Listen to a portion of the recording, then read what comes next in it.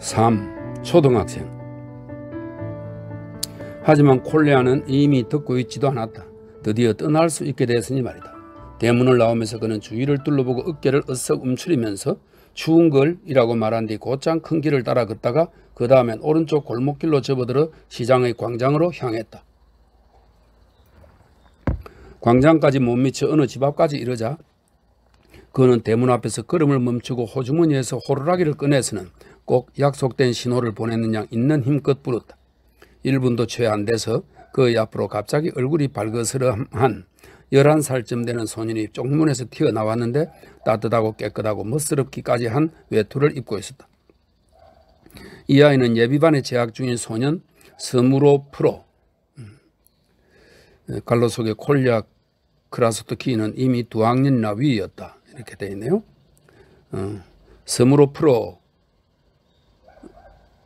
부유한 관리의 아들이었는데 부모가 크라소트킨을 아주 유명한 구제불능의 장난꾸러기라 생각하여 스무로프로 이 말입니다. 장난꾸러기라 생각하여 자기 아들과 어울리는 걸 허락하지 않았던 까닭에 스무로프는 지금 분명히 몰래 빠져나온 것 같았다. 이 스무로프는 독자가 잊지 않았다면 2달 전 개천을 사이에 두고 인류사에게 돌팔매질을 한 소년들 중 하나였고 또 그때 알료사 까라마조프에게 인류사 이야기를 해준 소년이기도 하다. 꼬박 1시간이나 기다렸어요. 크라소트킨. 스무로프는 단호한 표정으로 이렇게 말했고 소년들은 광장으로 큰 걸음을 내리렸다. 늦었어 하고 크라소트킨이 대답했다. 그럴 사정이 좀 있었어. 나랑 어울린다고 너를 때리지는 않을까? 그런 소리는 그만해요. 왜 나를 때린대요? 페레즈본도 같이 가나요? 페레즈본도. 형이 이 녀석을 거리로 데려갈 건가요? 데려갈 거야. 아, 주치카가 있다면. 주치카를 데려갈 수는 없잖아. 주치카는 존재하지 않는걸? 주치카는 미지의 암흑 속으로 사라졌어. 아, 이렇게 하면 안 될까요? 하고 갑자기 스무로프가 걸음을 멈추었다. 인류사가 말로는 주치카도 페레즈본처럼 털복숭이였고 털이 회색이 감도는 연기 같은 색깔이었다는데 저 녀석이 바로 주치카라고 말하면 안 될까요? 인류사가 믿을지도 모르잖아요. 이봐, 초등학생. 거짓말을 싫어할 줄 알라고. 이게 첫째야. 심지어 좋은 일을 위해서도 거짓말은 안 된다. 이게 둘째. 그리고 무엇보다도 저쪽에다가 내가 간다는 걸 누구한테도 알리지 말았길 바란다. 맙소사, 나도 그 정도는 알고 있어. 하지만 페레즈본으로 걔의 마음을 달랠 수 없을 텐데. 스무로프가 한숨을 내쉬었다. 너도 알 거야. 이 아버지, 그러니까 수세미 대위가 우리에게 말하길 오늘 걔에게 코끝이 새까만 진짜 마스티브 종 강아지를 갖다 줄 거래. 그 아저씨는 이걸로 인류사의 마음을 달랠 수 있을 거라고 생각하는데 좀 힘들지 않을까? 그 애는 어때? 인류사 말이야? 아, 나빠. 내 생각으론 폐병인 것 같아. 정신은 말짱한데 다만 숨쉬는 게 말이야. 숨쉬는 게 별로 좋지 않아. 얼마 전엔 자기를 좀 걷게 해달라고 부탁해서 장화를 챙겼는데 발을 내딛다가 그만 고꾸라지고 말았어. 아, 아빠한테 말했잖아. 내 장화가 옛날부터 너무 고약해서 이걸 신으면 전에도 걷는 것이 불편했단 말이야. 라고 했어. 그러니까 걔는 자기가 장화 때문에 몸을 지탱하지 못해 고꾸라졌다고 생각했지만 실은 그저 힘이 너무 없어서 그런 거야. 일주일도 못 넘길걸. 게르첸 슈투베가 왕진을 오곤 해. 이제 그 집은 다시 부자가 됐어. 돈이 많거든. 악나라 놈들 같으니. 누가 악나라다는 거야? 의사들과 의술을 팔아먹는 날강도들 말이야. 그건 일반적으로 하는 말이지만 부분적으로도 물론 그렇지. 나는 의학을 부정하고 있어. 무용한 제도거든. 어쨌거나 나는 이 모든 걸 연구할 거야. 그건 그렇고 너희들은 저기서 무슨 감상 노름을 그리 하는 거야? 반 학생들이 전부 다 그 집에 다니는 거야? 전부는 아니고 우리 반 애들 10명 정도가 항상 매일 그 집을 오가는 거야. 이건 뭐 괜찮아. 이 모든 일에서 내가 놀라울 따름인 건 알렉세이 까라마조프의 역할이야. 자기 형이 내일이나 모레 그런 범행으로 재판을 받을 텐데 정작 자신은 아이들과 어울려 감상이나 떨고 있다니 시간이 철철 남아도나 봐. 감상을 떨고 그러는 건 전혀 아니야. 너도 지금 이렇게 인류사와 화해를 하러 가는 거잖아. 화해라고? 표현하면 웃긴다. 난 말이야. 이렇든 저렇든 누가 내 행동을 분석하는 건 용납하지 않아. 인류사가 너를 보면 얼마나 기뻐할까. 녀석은 네가 올 줄은 상상도 못하고 있거든. 왜? 그런데 왜 너는 그토록 오랫동안 가기 싫어했던 거야? 스무로프는 갑자기 열을 올리면서 소리쳤다. 친애하는 소년 양반, 그건 내 일이지 너의 일이 아니야. 나는 나의 자유의지에 따라 내 스스로 가는 것이지만 너희들은 모두 알렉세이 표도로비치한테 끌려간 셈이야. 바로 여기에 차이가 있는 거지. 그리고 너가 어떻게 안다는 거야? 내가 화해를 하러 가는지 아님 전혀 아닌지. 표현 한번 바보 같다니까. 까라마조프는 무슨 그 아저씨 때문에 끌려간 건 절대 아니야. 우리 반 애들은 자기들이 알아서 그 집을 찾기 시작한 거야. 물론 처음에는 까라마조프와 함께였지만 게다가 그렇고 그런 건 그러니까 바보 같은 짓은 전혀 없었어. 처음에는 얘가 가고 나중엔 쟤가 가고 이런 식으로 된 거라고. 걔 아버지는 우리가 가면 너무 기뻐 어쩔 줄을 몰랐어. 너도 알겠지만 인류사가 죽으면 걔 아버지는 그냥 미쳐버릴 거야. 그 아저씨는 인류사가 죽을 거라는 거 알고 있어. 우리가 인류사와 화해했을 때는 기뻐서 어쩔 줄 모르더군. 인류사는 너의 이야기도 물어봤어. 별달리 덧붙인 건 없고 좀 물어보더니 입을 다물어 버리더군. 그나저나 걔 아버지는 미쳐버리든지 목을 매든지 할 거야. 전에도 정신 나간 사람처럼 굴긴 했잖아. 있잖아. 원래 그 아저씨는 고결한 사람인데 그때는 오해가 있었던 거야. 이 모든 것이 자기 아버지를 죽인 그 사람 잘못이야. 그때 걔 아버지를 취급했잖아. 어쨌거나 까라마조프는 나한테 수수께끼야. 나는 오래전에 그 사람과 사귈 기회가 있었지만 경우에 따라서 오만하게 구는 걸 좋아하는 편이거든. 게다가 내 나름대로 그 사람에 대해 어떤 견해를 갖게 됐는데 아직은 좀 더 점검을 해보고 밝힐 필요가 있지. 콜야는 근엄하게 입을 다물었다. 스무로프도 그랬다. 스무로프는 응당 콜야 크로스티킨 앞에서 경건한 마음을 가졌으며 그와 맞먹는다는 것은 감히 생각도 못했다. 한데 지금은 몹시 호기심이 발동했는데 콜야가 자기 스스로 가는 거라고 설명한 걸 보면, 즉 콜야가 갑자기 지금 정확히 오늘 가야겠다는 생각을 한 걸 보면 여기에는 어떤 수수께끼가 들어있음이 분명했기 때문이다. 그들은 장터 광장을 걷고 있었는데 거기에는 오늘따라 다른 곳으로 온 집마차들이 많이 서 있었고 한 무더기로 모아놓은 조류들도 많았다. 도시의 아낙네들은 자기들만의 가건물 같은 걸 만들어 놓고 그 밑에서 롤빵이나 실 따위를 팔았다. 이렇게 일요일에 사람이 모여드는 것을 우리 도시에서는 그냥 순박하게 정기시라고 부르는데 이런 정기시는 한 해에도 여러 번씩 썼다. 페레즈보는 아주 신이 나서는 연신 좌우로 고개를 기울여 어디 무슨 냄새라도 맡는지 킁킁대며 뛰어다녔다. 다른 개들과 마주칠 때면 자기들 나름의 규칙에 따라 예사롭지 않을 정도로 기꺼이 서로 몸냄새를 맡았다. 나는 리얼리즘을 관찰하는 게 좋아, 스무로프. 갑자기 콜야가 말했다. 개들이 만나면 서로 냄새를 맡는다는 거 눈여겨봤니? 그러니까 그들에겐 어떤 공통적인 자연 법칙이 있는 거야. 그래, 뭐 좀 웃긴 법칙이겠지? 다시 말해서 웃긴 게 아니란 말이야. 이건 너가 틀렸어. 자연 속에는 인간이 자기만의 편견 때문에 무슨 생각을 할지는 몰라도 야간 우스꽝스러운 건 전혀 없어. 만약 개들이 이성적으로 판단하고 비판할 수 있다면 분명히 자기들의 지배자들인 인간들의 사회적 관계에서 웃긴 점들을 그들보다 더 많이는 아닐지라도 최소한 그 못지않게 많이 발견했을 거야. 뭐 그들보다 더 많이는 아니겠지만 내가 이 말을 반복하는 이유는 우리 인간 쪽에 멍청한 점들이 훨씬 더 많다고 확신하기 때문이야. 이것이 라키친의 사상이야. 훌륭한 사상이지. 나는 사회주의자야, 스무로프. 사회주의자가 뭐야? 스무로프가 물었다. 이건 말이야.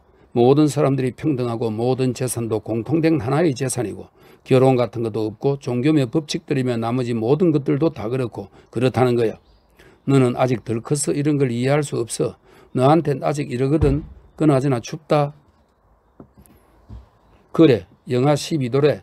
아까 아버지가 온도계를 봤거든. 그런데 너 눈여겨본 적 있냐, 스무로프? 한겨울에는 영하 15도 심지어 18도가 되어도 예를 들면 지금처럼 이렇게 춥게 느껴지지 않아. 하지만 지금과 같은 겨울 초에는 갑자기 영하 12도의 혹한이 닥치는 거니까 춥게 느껴지는 거야. 눈이 거의 없는데도 말이야. 이건 다시 말해 사람들이 아직 익숙해지지 않아서 그렇다는 거야. 인간 만사는 모두 습관이야. 국가적 일이나 정치적 일에서도 모든 것이 습관이지. 어디나 습관이 주된 동력이라는 거야. 그건 그렇고 저 농군 정말 웃긴다. 콜야가 털가죽 외투를 입은 사람 좋아 보이는 키 큰 농군을 가르쳤는데 그는 자기 짐수레 곁에서 너무 추워서 벙어리 장갑을 낀 손바닥을 탁탁 마주치고 있었다. 아마비트의 기다란 특수임은 날씨가 어찌나 추운지 하얀 성해로 덮여 있었다. 저 농구는 특수임에 얼어붙었군. 그의 곁을 지나가면서 콜야가 시비를 걸듯 큰 소리로 외쳤다. 많은 사람들이 그렇단다. 농군이 대답 삼아 평온하게 교훈조로 말했다. 저 아저씨한테 괜히 시비 걸지 마. 스무로프가 한마디 했다. 괜찮아. 화내지 않을 거야. 좋은 사람이거든. 안녕히 계세요. 마트베이. 그래 잘 가렴.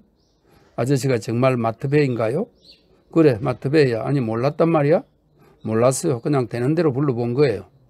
참 별난 애로구나. 아마 초등학생일 테지? 예, 초등학생이에요. 그래, 들은 맞아봤겠네. 딱히 그렇진 않지만 뭐 그냥 그렇죠. 아프냐? 안 아플 리가 없잖아요. 아휴, 짠하기도 해라.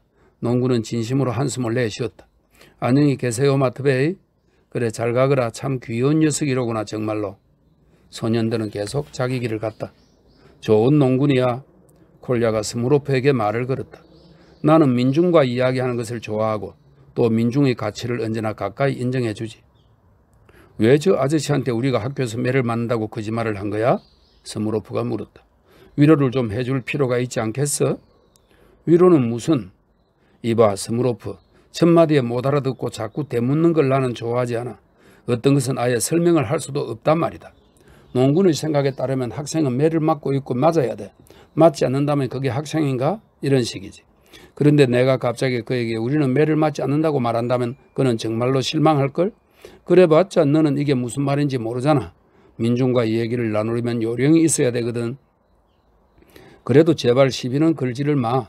잘못했다간 그때 거위 사건 같은 일이 또 일어날 테니까. 겁나냐? 비웃지 마 콜야. 겁이 나다 뿐이겠어? 아버지가 정말 노발대발 하실 거야. 너하고는 절대로 어울리지 말라고 단단히 금지시켰어. 걱정하지 마. 이번에는 아무 일도 일어나지 않을 테니까. 잘 지냈어요 나타샤? 그가 가건물 밑에 앉아있는 한 여자 상인에게 소리쳤다. 내가 왜 나타샤야? 나는 마리아다. 아직 전혀 늙지 않은 여자 상인이 소리치듯 대답했다. 마리아라니 그거 좋군. 안녕히 계세요. 아이고 저런 망나니가 따있나. 머리에 피도 안 마른 녀석이 어디서 설치되는 거야? 시간이 없습니다. 아줌마와 이야기를 나눌 시간이 없으니 다음 주 일요일에 이야기하죠. 콜야는 꼭 자기가 아니라 그녀가 자기한테 치근거리기라도 한 양 두 손을 내줬다. 아니 일요일에 내가 너하고 무슨 얘기를 한단 말이야? 너가 먼저 시비를 걸었잖아. 내가 아니라. 정말 몹쓸 놈이구나. 마리아는 소리를 질러댔다. 너 같은 놈은 좀 맞아야 정신 차리겠다 정말. 그 유명한 사고뭉치야 정말. 마리아 곁에서 물건을 팔던 여자 노점상들 사이에서도 웃음이 터져 나오기가 무섭게 아케이드처럼 늘어선 시내 상점들 밑에서 잔뜩 고리난 장사치로 보이는 사람 하나가 느닷없이 튀어나왔다. 그는 우리 도시 상인이 아니라 어디 외지에서 온 아직 젊은 사람으로서 길고 푸른 카프탄을 입고 짙은 아마비 곱슬 머리에 챙이 달린 모자를 썼으며 길고 창백한 얼굴은 얽어 있었다. 그는 어쩐지 바보같이 흥분한 상태에서 곧장 주먹을 쥐고 콜야를 위협하기 시작했다. 난 니놈이 누군지 알아. 그가 짜증스럽다는 듯 소리쳤다. 니놈이 누군지 안다고. 콜야는 그를 주의 깊게 바라보았다. 그는 자기가 언제 이 사람과 무슨 더자비를 한 적이 있는지 어땠는지 통 기억해낼 수가 없었다. 하긴 길거리에서 더자비를 한 일이 어디 한두 번 이었어야지. 죄다 기억할 수도 없는 노릇이었다. 날 안다고요? 콜야가 그에게 비꼬듯 물었다. 니놈이 누군지 알아? 니놈이 누군지 안다고? 소시민이 바보처럼 같은 말만 반복했다. 그래, 아저씨는 좋겠네요. 뭐 하지만 난 시간이 없어서 이만 쉴래. 왜 사고를 치는 거야? 소시민이 소리쳤다. 너 또 난동을 부릴 거지? 네 놈을 알고 있어. 네 놈은 다시 사고를 칠 거지? 이 봐요 형씨. 내가 사고를 치든 말든 형씨와는 상관없는 일이야. 콜야가 걸음을 멈추고 계속 그를 뜯어보며 말했다. 아니 어떻게 내 일이 아니라는 거야?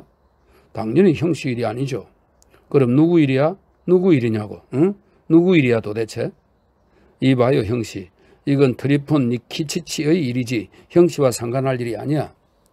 트리폰 니키치치라니 그건 또 누구야?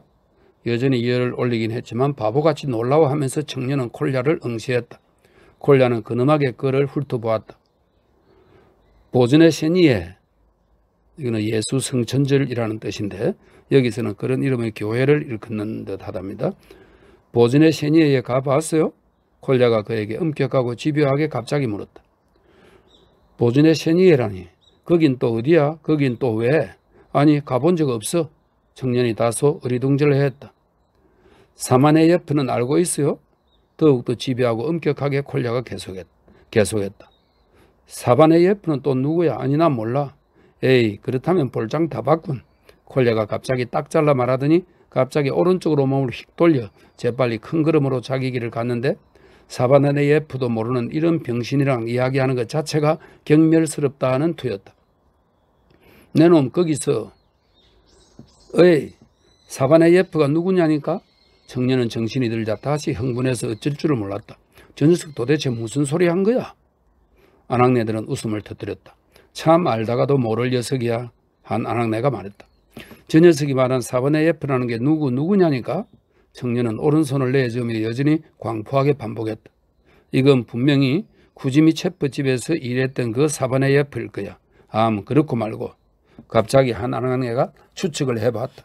청년은 의아스럽다는 듯 그녀를 응시했다. 쿠지미체프라고? 다른 아낙네가 말을 반복했다. 아니 그 사람이 무슨 트리폰이야? 그 사람은 트리폰이 아니라 쿠지마야. 아까 그 꼬마 녀석이 트리폰 니키치치라고 했으니까 그 사람은 아니란 소리지. 이봐 그 사람은 트리폰도 사바네예프도 아니고 치조프야. 갑자기 지금까지 아무 말 없이 심각하게 듣고 있던 세 번째 아낙네가 말을 받았다. 그 사람 이름이 알렉세이 이바노이치야. 뒤에 나오는 이바노비치의 약칭이랍니다. 이바노이치야. 치조프 알렉세이 이바노비치. 그래 맞아 치조프가 맞아. 네 번째 아낙네가 고집스럽게 맞장구를 쳤다. 의안이 벙벙해진 청년은 이쪽 저쪽을 번갈아 바라보았다. 그럼 저 녀석은 대체 뭐하러 그런 걸 물어봤대요? 뭐하러요? 마음씨 좋은 아줌마들. 이렇게 외치는 그는 이미 거의 절망에 빠져 있었다. 사바네예프를 아세요? 라고 했잖아요. 이놈의 사바네예프가 누구인지 알게 뭐람. 자네도 참 말이 안 통하는 사람일세. 사바네예프가 아니라 치조프라고들 하잖아. 알렉세이 이바노비치 치조프라고 말이야. 그럼 그런 줄 알아. 엄격하게 타이르듯 한 상인 여자가 그에게 소리쳤다. 치조프라니? 그래 어떤 치조프 말이야. 알고 있으면 말해봐.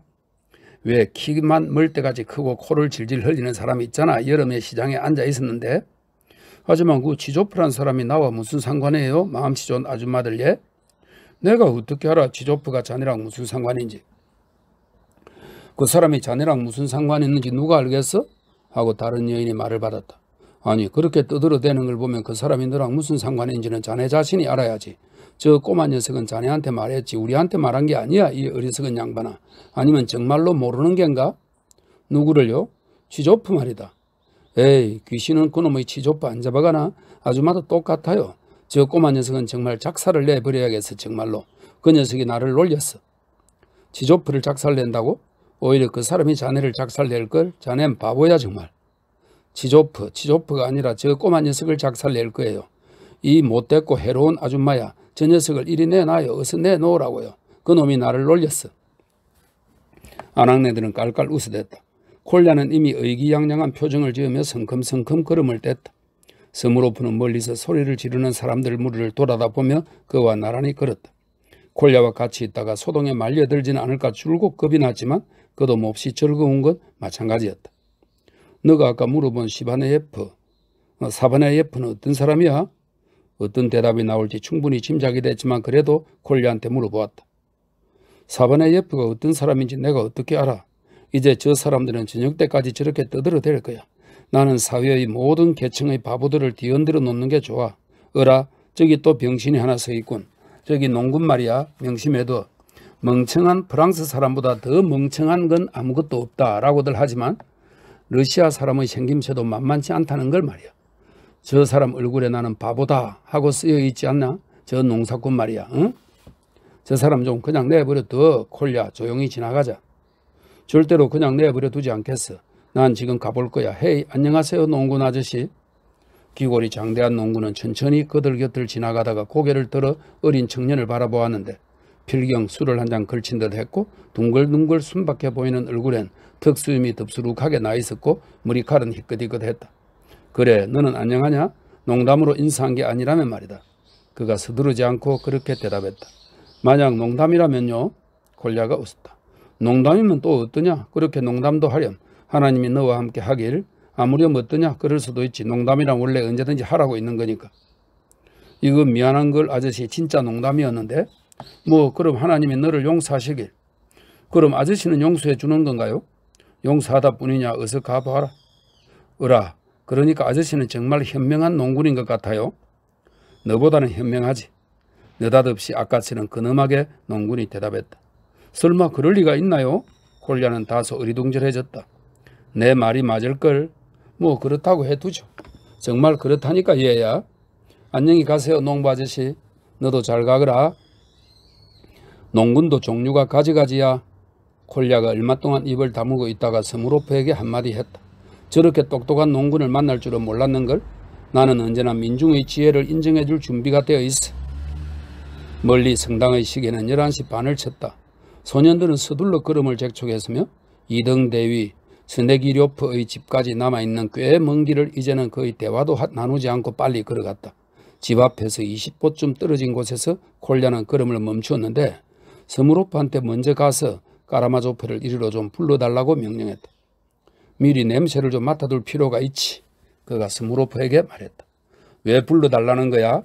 하고 스무로프가 반박했다. 그냥 들어가면 다들 널 보고 좋아할 거야. 게다가 뭐하러 이렇게 추운 바깥에서 인사를 하려는 거야?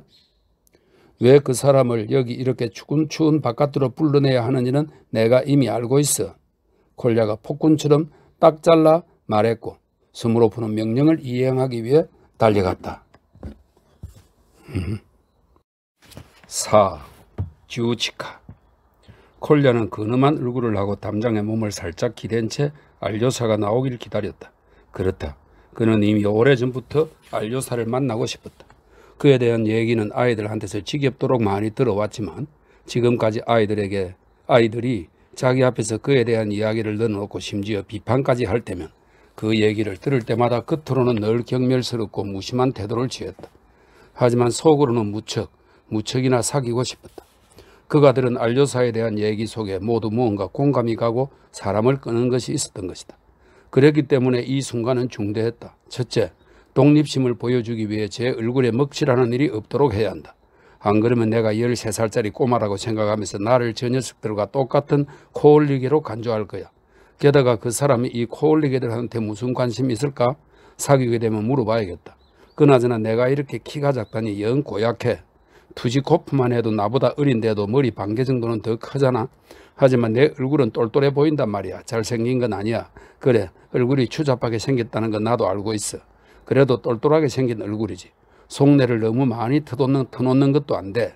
그랬다간 그적시 나를 껴안을 테고 무슨 생각을 할지 뻔해. 채, 그렇고 그런 생각을 한다면 그보다 더 추잡한 일이 어디 있겠어? 콜야는 가장 독립적인 태도를 취하려고 안간힘을 쓰느라 이렇게 흥분했다.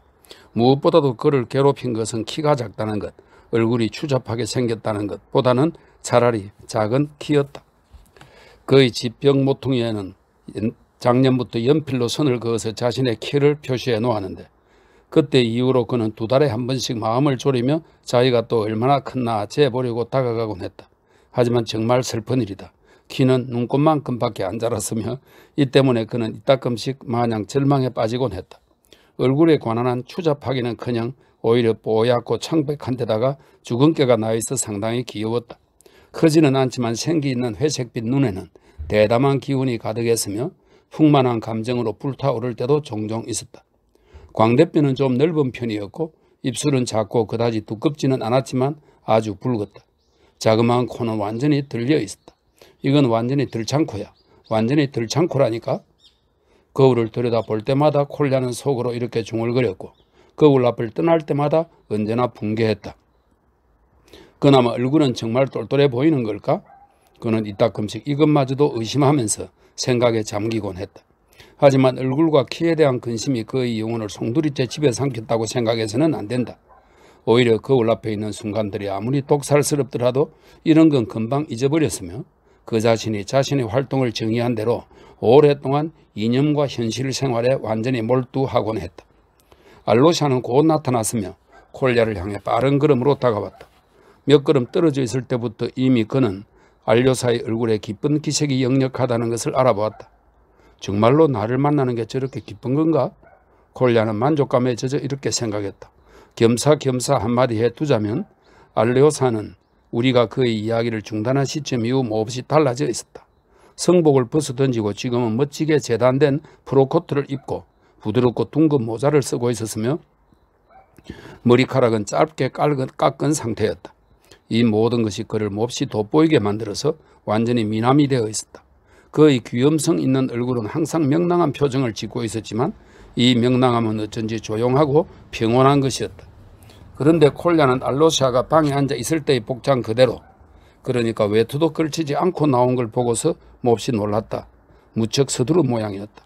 그는 곧장 콜야에게 한 손을 내밀었다. 자, 드디어 콜야 군도 왔군요. 우리 모두 얼마나 기다렸던지. 이유가 좀 있었습니다. 지금 아시게 되겠지만요. 어쨌거나 만나 뵙게 돼서 반갑습니다. 오래전부터 기회가 오기를 기다렸고 얘기도 많이 들었습니다. 콜야가 다소 숨을 헐떡이며 중얼거렸다. 이 일이 아니더라도 우리는 인사를 나누었을 겁니다. 나도 당신 얘기를 많이 들었죠. 그런데 이곳에는 좀 느껴봤군요. 그래, 여기 사정은 어떤가요?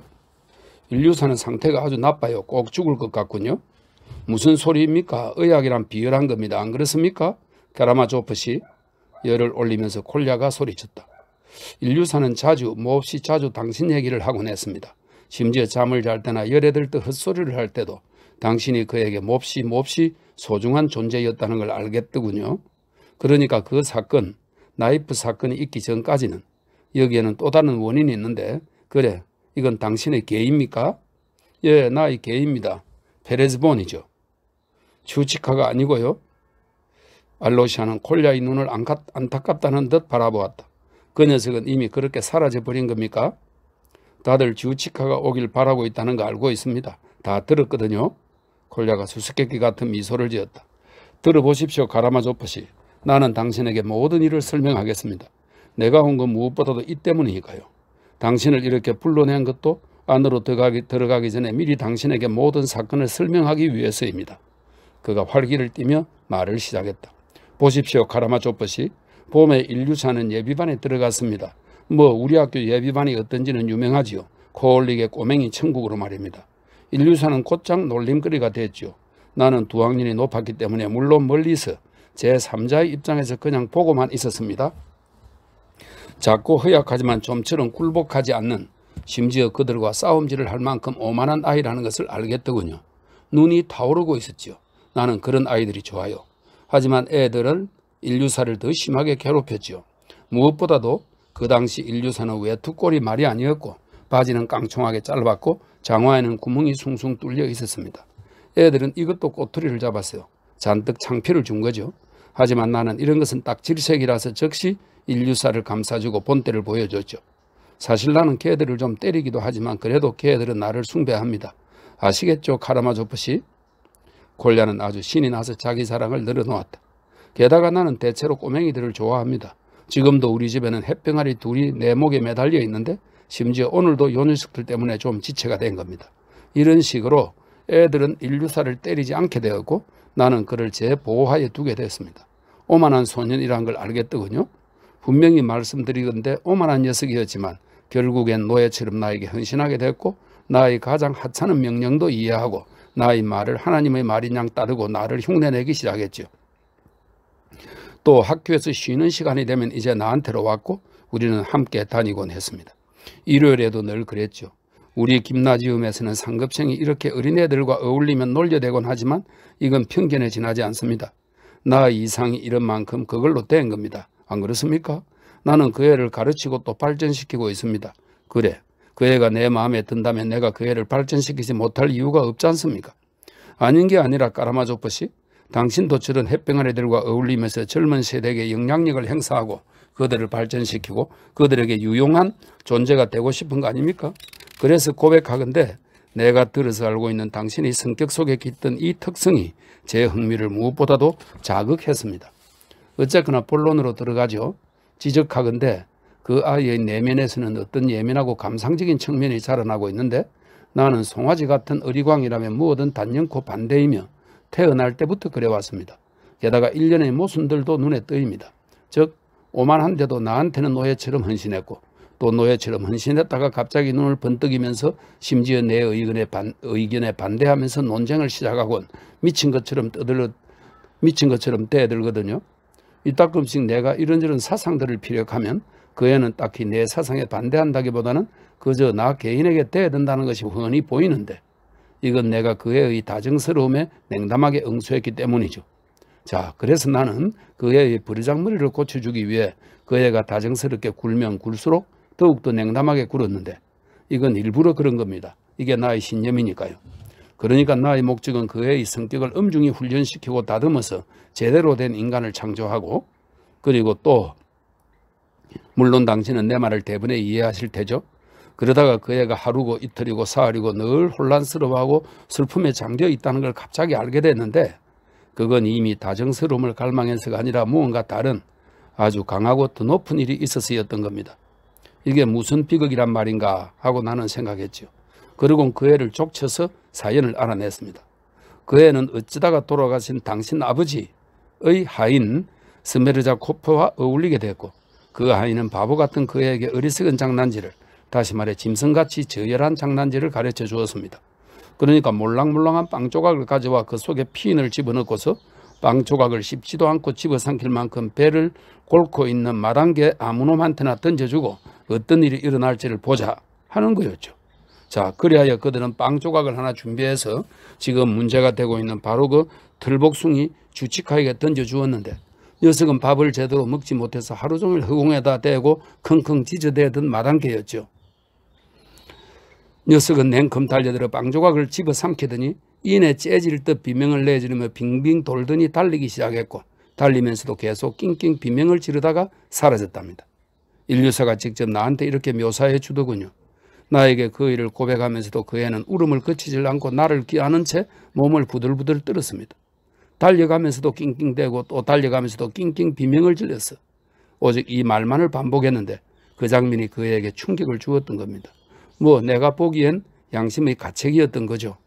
나는 이걸 진지하게 받아들였습니다. 무엇보다도 옛날 일도 있고 해서 나는 그 애를 톡톡히 훈련하겠다는 마음에 고백하건대 그만 머리를 좀 굴려서 이전의 저에겐 전혀 없었던 분노에 사로잡힌 척했죠. 너는 저열한 짓을 저질렀어. 너는 비열한 놈이야. 물론 나는 떠벌리진 않겠지만 당분간은 너와 절교하겠어. 이 일을 곰곰이 생각해 본 뒤 스무로프를 통해 너한테 알려주겠어. 앞으로도 계속 너와의 관계를 유지할지 아니면 너를 비열한 놈으로 간주하여 영원히 버릴지 말이다 라고 말했죠. 이 때문에 그 애가 받은 충격이 이만저만이 아니었습니다. 고백하건대 그때 내가 너무 엄격하게 군 건 아닌가라는 느낌이 들었지만 어찌겠습니까? 그 당시 나의 생각이 그랬던 것을. 하루가 지난 뒤 나는 스무로프에게 그 애한테 보내서 더 이상 그와는 말도 하지 않겠다라고 전했지요.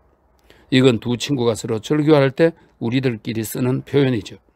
사실 마음속으로는 며칠 동안만 그 애를 그렇게 추방형에 처한 뒤 나중에 가서 뉘우치는 기색이 보이면 다시 그 애에게 손을 내밀 생각이었습니다.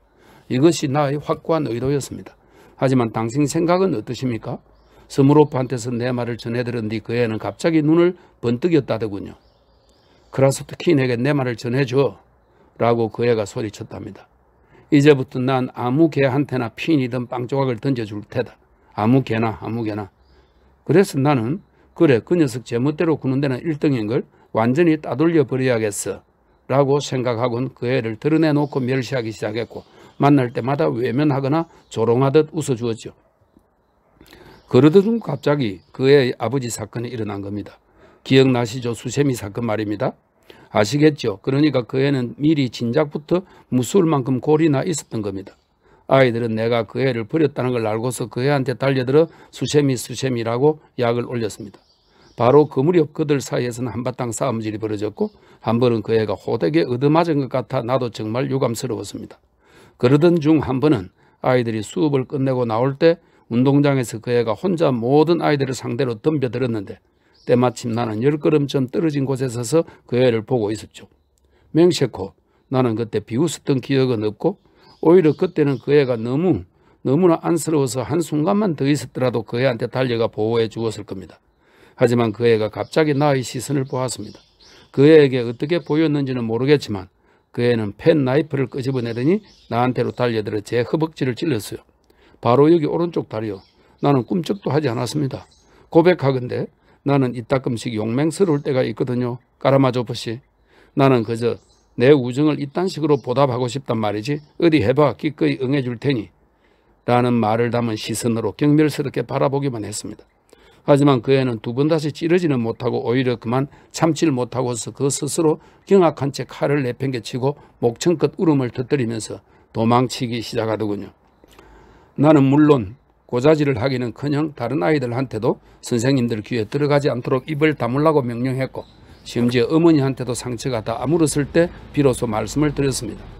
사실 상처도 그냥 좀 핥힌 것일 뿐 별게 아니었고요.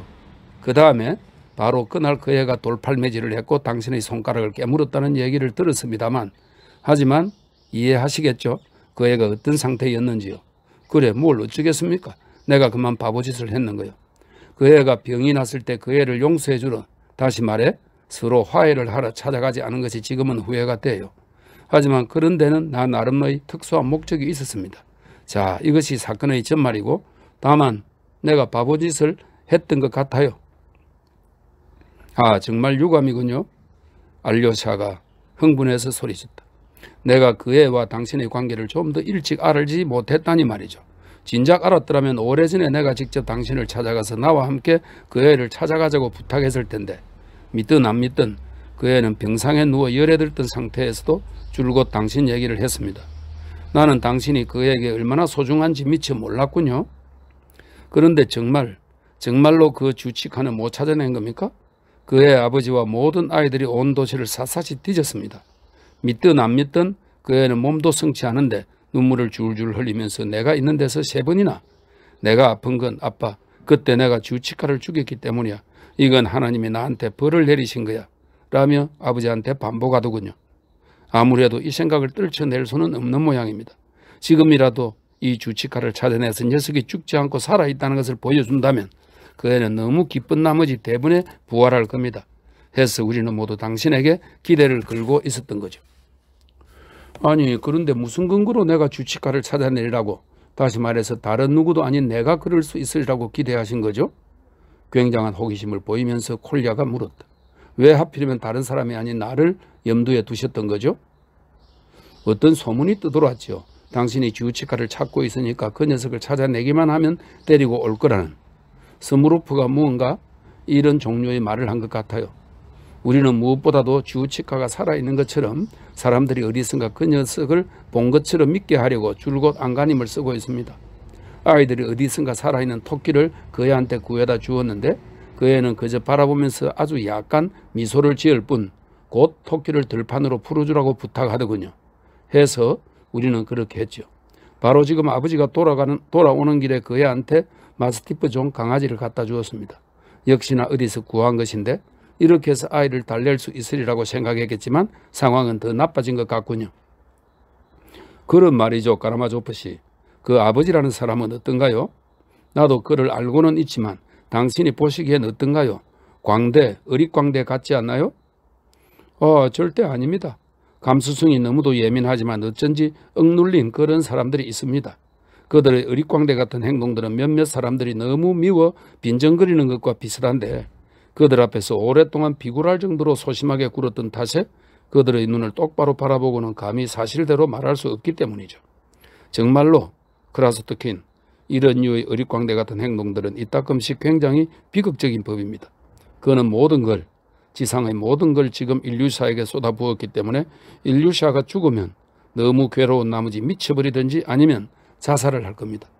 지금 그를 바라보면 거의 꼭 그럴 거라는 생각이 들더군요. 당신 말씀은 잘 알겠습니다. 까라마조프씨. 보아하니 당신은 사람 보는 눈이 있군요. 콜리아가 감명을 받은 듯 덧붙였다. 그런데 나는 당신이 개와 함께 온 걸 보고서 문제의 그 주치카를 데려온 줄 알았습니다. 잠깐만요. 까라마조프씨. 어쩌면 우리는 그 녀석을 찾아낼 수도 있을 겁니다. 하지만 이건 페레즈본입니다. 나는 이제 이 녀석을 방 안으로 들여보낼 건데 어쩌면 이 녀석이 마스티브 존 강아지보다도 더 인류사를 즐겁게 해줄지도 몰라요. 잠깐만요. 까라마조프씨. 당신은 지금 무언가를 알게 될 겁니다. 저런 당신을 이렇게 오래 붙들고 있다니. 콜야가 갑자기 맹렬하게 소리쳤다. 이렇게 추운 날씨에 프로코트 하나만 달랑 입고 계신 분을 이렇게 붙들고 있군요.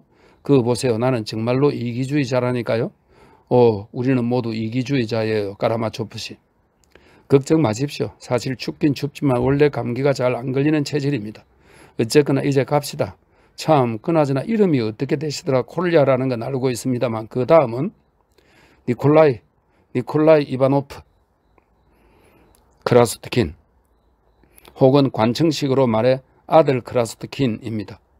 무엇 때문인지 콜야는 웃기 시작했지만 갑자기 이렇게 덧붙였다. 나는 물론 니콜라이라는 내 이름이 정말 싫어요. 아니 왜요? 하찮은 데다가 관청 냄새가 나서요. 지금 13살이죠? 알레오사가 물었다. 다시 말해서 14살입니다. 2주만 지나면 정말 조금만 지나면 14살이니까요. 당신이 나의 천성을 단번에 모조리 알 수 있도록 첫 인사를 하는 차원에서 당신 앞에서 미리 내 약점 하나를 고백하자면요. 가라마조프씨, 나는 나한테 나이를 물어보는 게 싫습니다. 아니 싫어하는 것 이상입니다. 그리고 끝으로 나를 두고서 지난번에 내가 예비반 아이들과 강도놀이를 했다는 못된 헛소문이 나돌았습니다. 내가 놀이를 했다는 것은 사실이지만 나 자신을 스스로의 만족을 위해 놀았다는 것, 그것은 그야말로 못된 헛소문입니다. 여러모로 보아 그 소문이 당신 귀에까지 흘러 들어갔겠지만 나는 나 자신을 위해서가 아니라 꼬맹이들을 위해서 놀아주었던 겁니다. 왜냐하면 꼬맹이들은 나 없이는 아무것도 생각해낼 수가 없으니까요. 자, 이런 식으로 우리 도시는 헛소문 천국이라니까요. 완전히 유언비어의 도시죠. 정말로요. 아니 설사 자기 자신의 만족을 위해 놀았다고 한들 그러면 또 어떻습니까? 그러니까 자기 자신을 위해서라도 당신이 말타기 놀이를 하지는 않지 않습니까? 그럼 그렇게 생각하십시오. 알로시아가 미소를 지었다. 극장이라면 예를 들어 성인들도 다니는데 극장에서도 온갖 주인공들의 모험을 보여줍니다. 이따금씩 그들이 강도질이나 군대와 겪는 모험담도 나오죠. 그렇다면 이것도 물론 같은 종류의 것이 아닐까요? 젊은 애들이 여가 시간에 전쟁놀이나 저기 강도놀이를 하는 것은 그것도 역시 어린 영혼 속에서 생겨나는 예술을 향한 욕구이며 이 놀이들은 심지어 이따금씩은 극장의 공연들보다 더 근사하죠. 차이점이라면 오로지 극장을 찾는 건 배우들을 보기 위해서이지만 이 경우에는 젊은 애들 자신이 배우라는 거죠. 어쨌거나 이건 그저 자연스러울 따름입니다. 그렇게 생각하세요?